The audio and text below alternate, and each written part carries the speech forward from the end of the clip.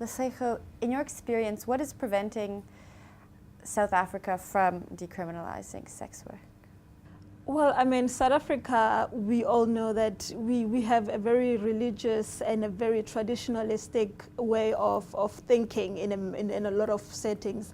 And I feel that it's not a point of what is preventing them, it's a point of, do they think this is a moral issue or not? Do they think that sex work is work? By the time that sex workers are recognized as workers and not just somebody who's indulging in sexual activity or somebody who has a high libido or somebody who just wants to get into sex work because they want to do it, it will force them into doing it. I mean, we've been in communications with the government, with the laws, to say, you know what, it's time you recognize sex work as work and it's time you decriminalize it. So for them, preventing them, I don't think it's a matter of showing them reasons, showing them numbers, showing them statistics that this is a health issue, this is a human right violation issue, this is about your basic human rights, this is about somebody who wants to put food on the table, and this is about somebody who wants to take ownership of their work. Then that's when they will realize that decriminalization of sex work is the way. I mean, there's a lot that we can motivate towards decriminalization, but it is the way at the end of the day. I would just add that I think it's about South Africa getting into the mainstream. So the Global Commission on HIV and the Law, which was held in 2011, examined all the evidence in regard to criminalizing any activity that is sexual between two consenting adults. Now, obviously, that cuts out human trafficking, it cuts out, abuse, gender violence. It is about two consensual adults agreeing to have sex together and whether we should criminalize that or not. And all of the evidence pointed to the fact that doing so undermined public health interventions and stopped us being able to reduce a slew of problems, including HIV and STIs in that setting. So the Global Commission at that point really put out very strong recommendations that countries should rethink laws that criminalize sexual activities between consenting adults. And that's obviously same-sex activities as well as sex work and other areas where we know, and many countries around the world are grappling with these at the moment. Some of them are stepping back, very sadly, we know, around same-sex behaviors. And really, I think we as South Africa need to think this through. We are a country that faces an enormous HIV epidemic.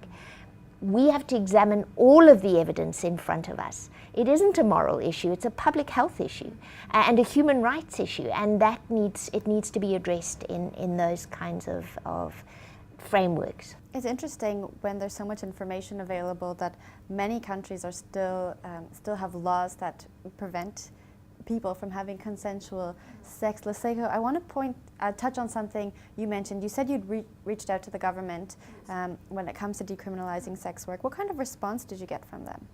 Well, I mean, the response have been very, very slow. I mean, we did a presentation last year. Our colleagues went to Parliament and they were invited into Parliament to present their papers and to present their argument into why decriminalization must be put into place.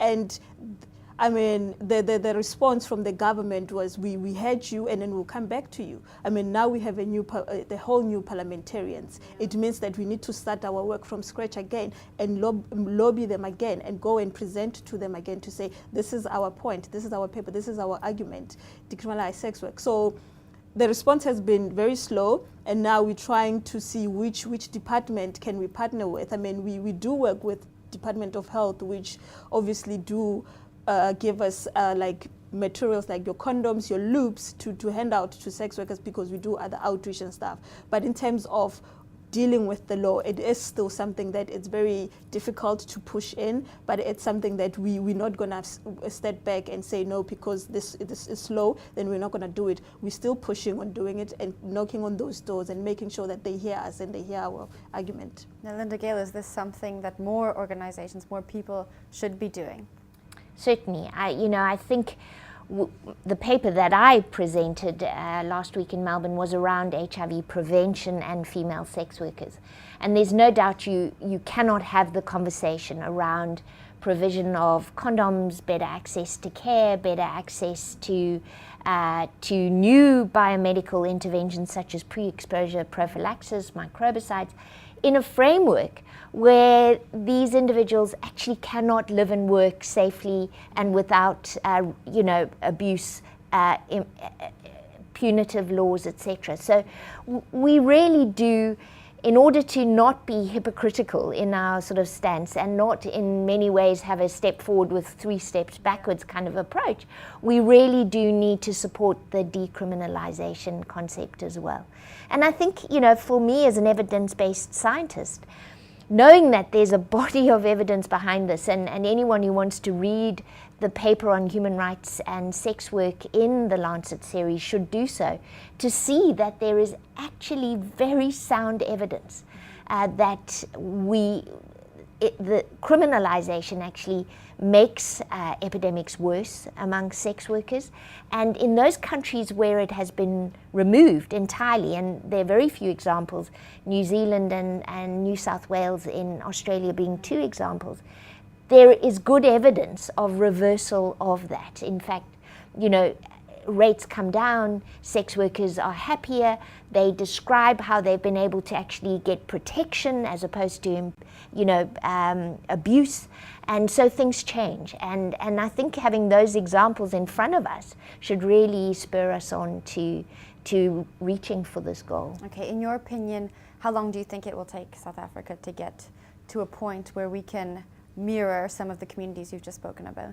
I'm very proud of South Africa and the enormous progress it's made in the HIV arena in the last few years.